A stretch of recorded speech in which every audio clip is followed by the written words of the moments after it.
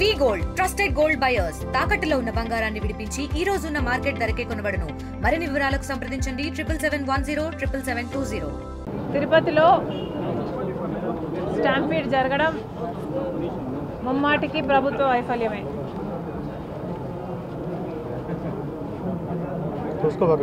Stampede జరిగిన వెంటనే కూడా కాంగ్రెస్ పార్టీ స్పందించింది. నేను ఊర్లో లేనప్పటికీ వెంటనే ట్వీట్ చేయడం జరిగింది. ఆ ట్వీట్లో చాలా క్లియర్గా చెప్పడం జరిగింది, ఎంక్వైరీ కోరడం జరిగింది, ఉన్నత స్థాయి ఎంక్వైరీ. ముమ్మాటికి ఎంక్వైరీ జరగాలి.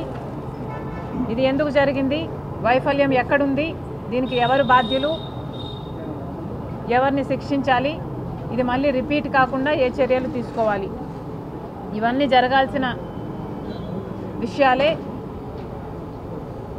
అంతేకాదు లడ్డు కల్తీ విషయంలో ఎలాగైతే స్పందించారో, ఎలాగైతే వైసీపీ మీద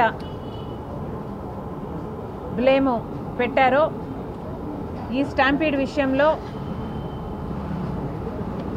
చంద్రబాబు గారు దీనికి బాధ్యత వహించాలి.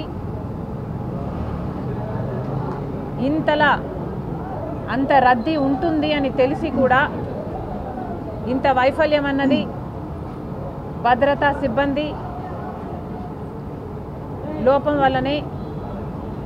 ఇది సెక్యూరిటీ ఇష్యూనే, ఇది ముమ్మాటికి ఫెయిలియరే. కాబట్టి మళ్ళీ చెప్తున్నాం, ఎంక్వైరీ జరగాలి. ఇది మళ్ళీ రిపీట్ కాకుండా ఏ చర్యలు తీసుకోవాలో ఆ చర్యలు తీసుకోవాలి. ఇదివరకే కోరాము, మళ్ళీ చెప్తున్నాం, చనిపోయిన కుటుంబాలకి ₹1 కోటి నష్టపరిహారం కూడా ఇవ్వాలి.